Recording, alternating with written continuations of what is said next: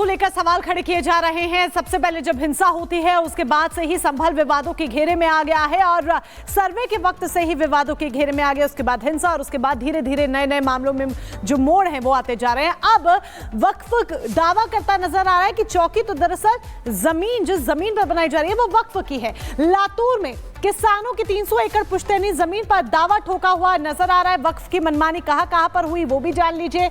अहमदनगर में काफीनाथ मंदिर की 40 एकड़ जमीन पर हक वक्फ ने बताया। बीदर किले की 17 इमारतों को वक्फ संपत्ति बताया हुआ है।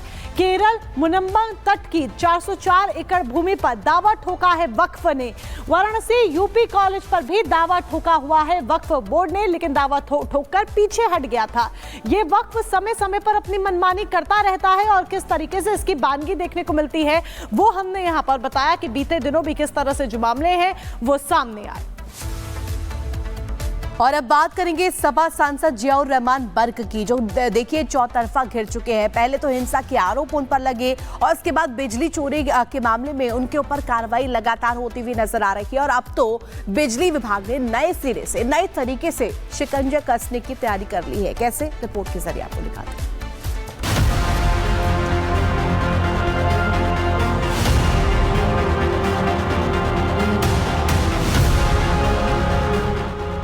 बिजली चोरी पर जियाउर रहमान बर्क के खिलाफ विभाग का शिकंजा अब और सख्त होने वाला है। बिजली चोरी के मामले में अब तक जो बात सिर्फ नोटिस तक टिकी हुई थी वो अब मूल्यांकन प्रक्रिया तक पहुंच गई है। संभल के सपा सांसद जियाउर रहमान बर्क के खिलाफ बिजली विभाग वसूली की प्रक्रिया कर सकता है। बिजली चोरी के आरोप में दर्ज एफआईआर के बाद उन पर 1 करोड़ 91 लाख रुपए की वसूली का नोटिस मिला था। उसके बाद अब बिजली विभाग आरसी भेजकर वसूली प्रक्रिया को अपना सकता है। फिलहाल 4 जनवरी तक सपा सांसद को उनका पक्ष रखने का समय दिया गया है। झूठी रिपोर्ट दर्ज कर करके जो किया गया 10 किलोवाट का मेरे पर वो लगा हुआ था। मुझे अफसोस है कि एक सांसद जनप्रतिनिधि होने के नाते मैं अपनी सफाई दूं कि मैं लाइट ईमानदारी से चला रहा था, तो अफसोस है। ये चीज मैं बिल्कुल अपनी जगह सही हूँ और आने वाले वक्त में मैं साबित करूंगा कि ये मुकदमा मेरे खिलाफ झूठा है। उसे माननीय सांसद जी को 15 दिन का समय एक्शन संभल के द्वारा दिया गया है, जो अभी 4 जनवरी को पूरा हो रहा है। उसमें 4 जनवरी तक हम लोग इंतजार करते हैं उनके जवाब का, क्या साक्ष्य उपलब्ध कराते हैं। हाँ, वसूली की प्रक्रिया में है। आरसी का भी पहले सेक्शन 3 भेजेंगे, फिर उसके बाद जो है 15 दिन के बाद फिर आरसी भेज करके वसूली कीजिए। खैर, सिर्फ बिजली चोरी का मामला ही सांसद बर्क के लिए मुसीबत नहीं बना है। बर्क पर 24 नवंबर के हिंसा में शामिल होने का आरोप है। इस मामले में उन पर मामला दर्ज किया गया है। शाही जामा मस्जिद के सर्वेक्षण के दौरान 4 लोगों की मौत हो गई थी। बर्क का दावा है कि उन्हें इन आरोपों में फंसाया गया है। बर्क पर लगा मीटर से छेड़छाड़ का आरोप बहुत गंभीर है। यह दिखाता है कि बर्क ने जानबूझकर बिजली नियमों का उल्लंघन किया। अगर उन्हें दोषी पाया गया तो उन्हें कठोर सजा भी मिल सकती है। इस मामले में सवाल यह भी उठता है कि क्या ऐसे लोग जो जनता के प्रतिनिधि होते हैं नियमों का पालन नहीं करते हैं।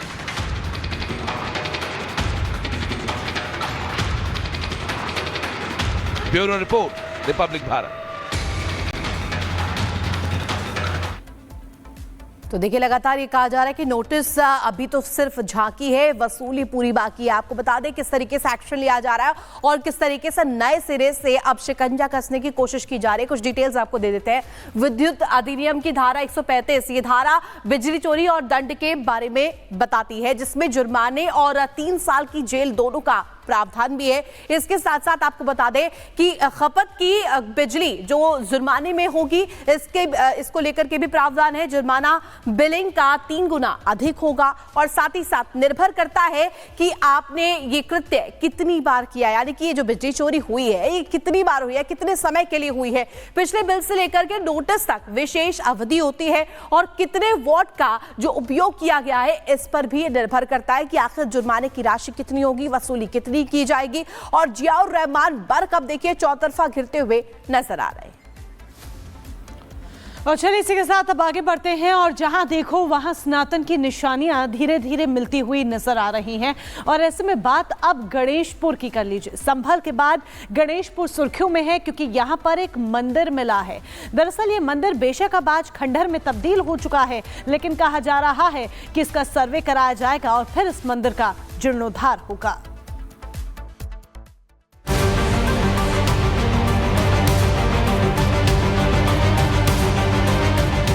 गणेशपुर में मिला एक और प्राचीन मंदिर। 150 साल पुराना मंदिर और बावड़ी मिली। अब मंदिर के जीर्णोद्धार की तैयारी। उत्तर प्रदेश के संभल में मिले मंदिर के बाद अब वहां से 30 किलोमीटर दूर गणेशपुर में करीब 150 साल पुराना एक मंदिर और बावड़ी मिली है। हालांकि मंदिर अब खंडहर में बदल गया है, वहीं एक बड़ी बावड़ी भी मिली है जिसके चारों तरफ कमरे ही कमरे हैं। मनोकामना मंदिर और मनोकामना बावड़ी के रूप में कभी इसकी अलग पहचान थी। रिपब्लिक भारत की टीम जब यहां पहुंची तो लोगों को भी मंदिर के कायाकल्प की उम्मीद जग गई है। रिपब्लिक भारत की टीम इस समय संभल से 30 किलोमीटर दूर आ पहुंची है गणेशपुर में। गणेशपुर में जहां पर 150 साल पुरानी प्राचीन मंदिर हमें मिली, प्राचीन मनोकामना मंदिर के नाम से, जो पूरे इस इलाके में प्रसिद्ध है। लेकिन वक्त बदलता गया। देखिए मंदिर ये किस तरह से खंडहर में तब्दील हो गया। लेकिन अब कहा जा रहा है कि जल्दी इस पूरे मंदिर का सर्वेक्षण किया जाएगा और इलाके को लोगों को सौंपा जाएगा ताकि यहाँ पर पर्यटन के क्षेत्र में बढ़ावा मिले और लोगों को रोजगार भी मिले। तकरीबन 20 बीघे में फैली इस मनोकामना मंदिर को लेकर मान्यता है कि मंदिर में पूजा करने और बावड़ी में स्नान करने से पहले लोगों की मुरादें यहाँ पूरी होती थी। यहाँ शिव और बांके बिहारी के साथ साथ 3 मंदिर है। लोग मनोकामना कुंड का जल भरकर अपने घर ले जाते थे। एक समय जन्माष्टमी पर यहाँ बड़ा मेला लगता था और लगभग 10 लाख लोग यहाँ पहुँचते थे। ये हमारे बाबा ने ये जब ये बनवाया था तो एक बार तो पूरी बिल्डिंग ये जो थी उसकी बैठ गई थी। उसके बाद उन्होंने इसके अंदर 32 गोले गलवाए। 32 गोले गलवाने के बाद 32 गोले गलने के बाद ये बिल्डिंग जो है उस 32 गोलों के ऊपर खड़ी हुई है। और इसकी इतनी मान्यता थी उस जमाने में 10-15 लाख लोग यहाँ मेले में आते थे, इसका जल पीते थे और इसको जल को भर के ले आते थे और लोग इसमें स्नान करते थे। जैसे आज हम पवित्र गंगा में नहाते हैं, पवित्र गंगा की तरह ही इसकी मान्यता थी। हालांकि मनोकामना मंदिर के मिलने के बाद डीएम को पत्र लिखा गया और अब इसकी पड़ताल शुरू हो गई है। माना जा रहा है कि उपेक्षा का शिकार होकर खंडहर में तब्दील हुए इस मनोकामना मंदिर का बहुत जल्द जीर्णोद्धार होगा और एक बार फिर मंदिर में श्रद्धालुओं का तांता लगेगा। Bureau report, Republic Bharat. तो देखिए सनातन के तमाम पदचिन्ह मिल रहे हैं और लगातार हम कह रहे हैं, पहले तो अयोध्या में राम और संभल में अब हनुमान जी भी मिल चुके हैं। वो क्यों? क्योंकि देखिए बीते दिनों मस्जिद के पास कुछ ही मीटर की दूरी पर हनुमान मंदिर मिले हैं। मोनिका जी, बिल्कुल, हनुमान मंदिर जिस तरीके से वहां पर नजर आया और उसका ताला खोला गया, उसके बाद अलग अलग तरह की प्रतिक्रियाएं भी सामने आ रही हैं। लेकिन अब इस मंदिर को लेकर बाबा बागेश्वर ने एक बड़ा दावा ठोक दिया है। क्या कुछ कहना है पंडित धीरेन्द्र कृष्ण शास्त्री का, सुनिए इस रिपोर्ट के जरिए।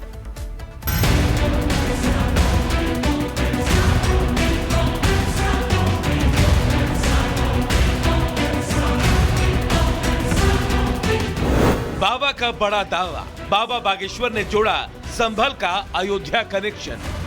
बाबा ने कहा अयोध्या में आ गए श्री राम तो संभल में हनुमान नहीं तो कौन आएगा।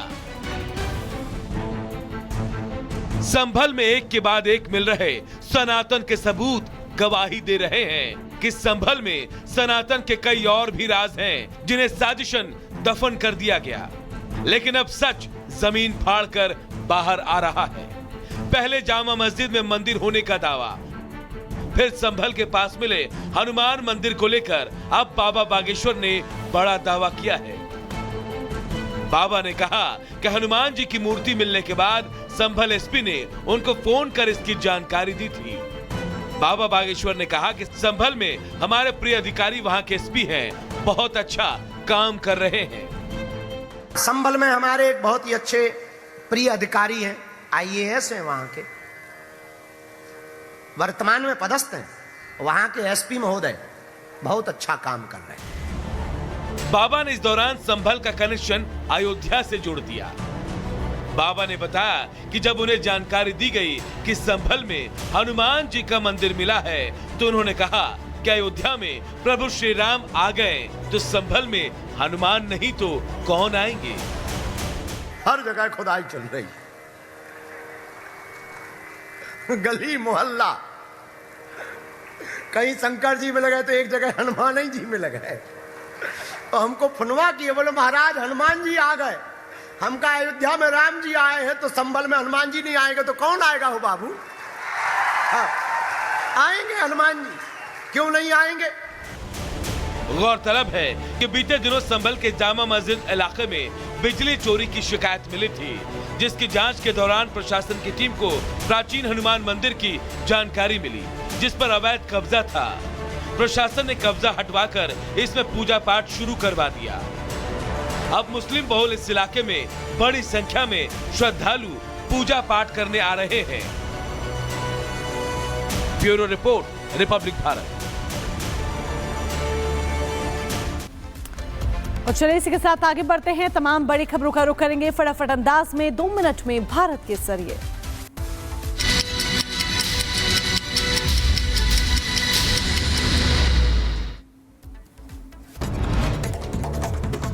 देश भर में नए साल 2025 का शानदार स्वागत। आतिशबाजी से आसमान में दिखी रंग बिरंगी लाइटें। दिल्ली, मुंबई, लखनऊ, लगातार तमाम राज्यों में भी तस्वीरें ऐसा।